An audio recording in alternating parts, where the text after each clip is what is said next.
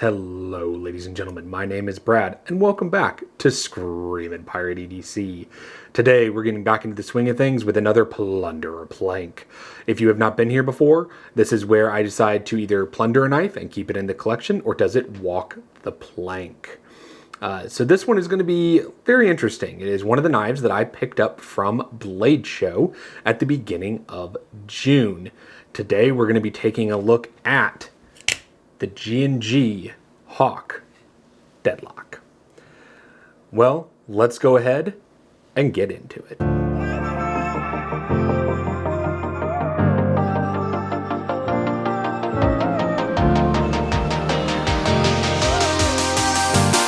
right, guys, so let's go ahead and have some stats that come up and talk about this knife up close. So first thing you're going to notice with the knife is obviously the big Grant and Gavin Hawk logo on the backside, but also this beautiful dark matter carbon fiber. It's real pretty. It's very nicely done on this inlay. The action is the next thing once you have it in hand, and it is killer. I mean, it fires, guys. Fires. Absolutely, just boom. It's out there. But the other thing is, if you don't know about a Deadlock, that makes it special is it's the only OTF, to my knowledge, that is in a semi-production that there is zero blade play. When I say zero, I literally mean nothing. I cannot move this knife, okay? It's very cool. I don't know how they did it. I'm not even gonna ask. The other thing about this particular model is it is double-sided on the edge. So it is a sharp edge on both sides of the blade. This is also a double action OTF, meaning you can push it out with your thumb and then slide it back in, okay?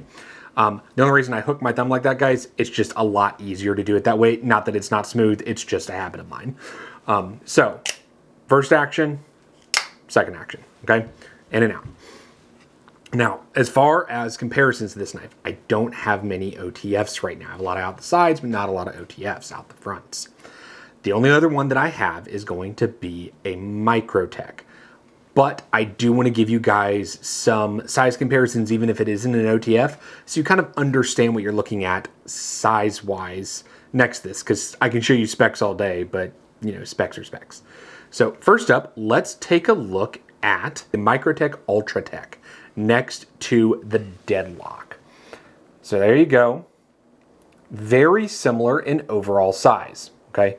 If you like the Ultratech and you just want, you know, a Grant and Gavin Hawk, a Deadlock, yeah, this is the size, guys. Now, obviously, your thickness, you're going to be looking a little bit thinner on the Ultratech and a little bit thicker on the Deadlock. But overall, you're not going to notice the difference in your pocket, partially because of the clip on the Deadlock, and I will get into that. But as far as blade play, I was talking about that on the Deadlock. There is none.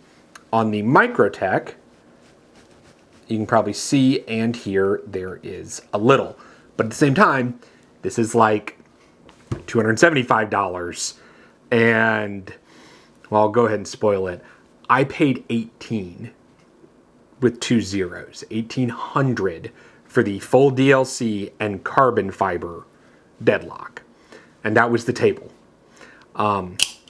So obviously price difference is massive, so your fit and finish is going to be a little bit different. I mean, guys, my button here on the Deadlock, no bait, no play. On the Microtech, there's a little bit. So just a little bit of price difference, but I'm getting ahead of myself. Let's do a few other size comparisons, and I'll get more into the actual knife itself. I do apologize for that, guys. So let's do one that I'm going to have a review of soon that is super interesting. This is the Touch Knives Click. Now, this is their production model that was at Blade Show. Okay? After that, I'm going to go ahead and shut the click. Let's take a look at a few other autos. This is going to be the ProTech ATCF. And then let's have the McNeese Automac for an out the side for you guys. And then I'm going to have 2 manuals, since I believe he's kind of sitting a similar size and a lot of people know these knives. This is going to be the ProTech Malibu And then we're going to have the Benchmade 940. All right, guys, similar overall blade length is really what I wanted to show you guys there, okay? Now that I have all the size comparisons and whatnot out of the way, the main thing about the Deadlock, obviously, is that the blade doesn't move. But there's a few other quality things here that a lot of people don't see just in photos. This thing is solid. When they say it's a tank of a knife, this is a tank of a knife.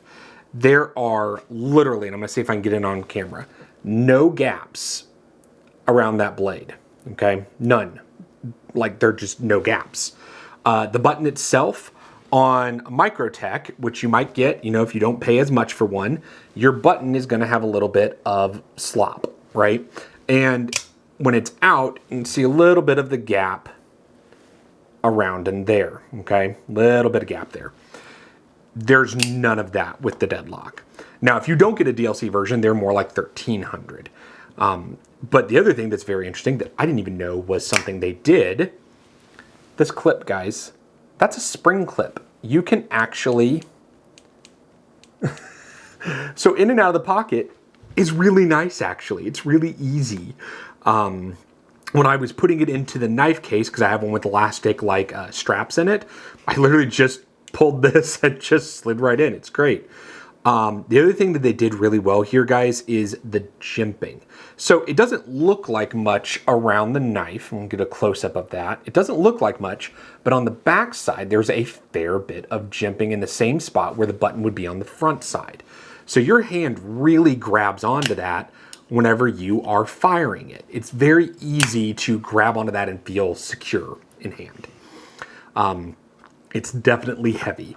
It is significantly heavier than any other auto I have held. It's a hell of a knife, guys. Also, you know, when you're paying this much, you do get a cool blade steel. You're getting 20 CV, so that's nice. As far as cutting, guys, I have cut one thing, period, ever with this, just because, man, guys, it's almost too pretty to use.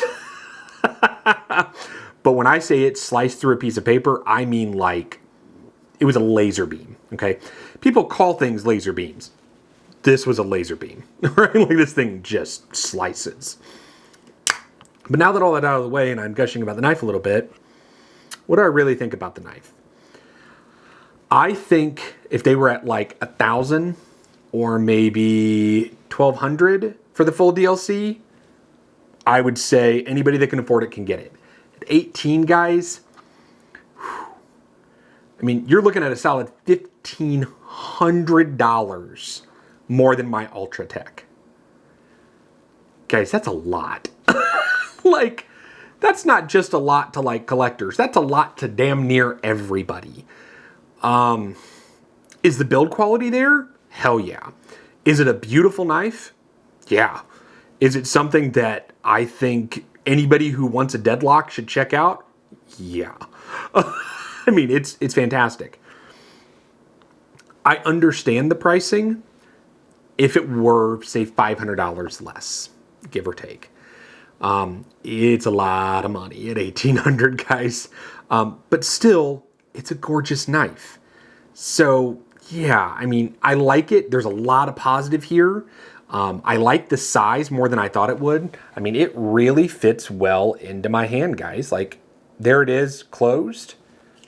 And if I open it, I mean, that's a solid grip. You know, I don't feel like I have anything lacking there. I do like it. The clip has no hot spots. It's nice. It really is. If I go into more of a hammer grip, guys, I mean, look at all that space I got back there. But if I have this in more of, you know, like a push grip, I guess you would call it here, it's comfortable. It's a very comfortable knife.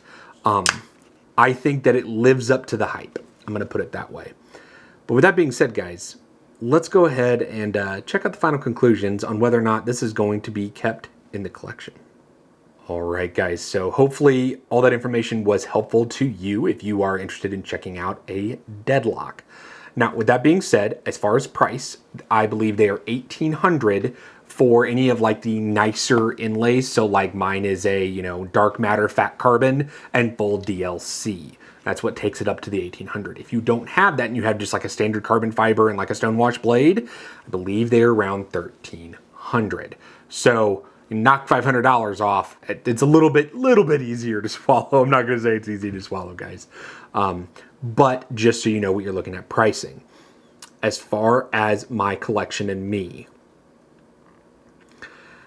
I think this is going to be a plank. Now, I know that's going to shock everyone that heard me talk about this knife at Blade and everybody that's talked to me personally about this. The reason I do not think I'm keeping the Deadlock, part of its price, guys. I don't really carry my Microtech all that much. I carry out the sides a little bit more. And 1800 is 1800. It just is, guys. Am I thrilled beyond belief that I got to handle one of these and own one for a short period? Yeah. I mean, guys, this is a hell of an automatic knife. I think this is probably the king of automatic knives, hands down. This is truly a special knife if you love automatics. Well, guys, I hate that I decided to let it go, but hopefully this information was helpful to you. Do not forget, like, comment, and subscribe, and hopefully I'll catch you on the next one.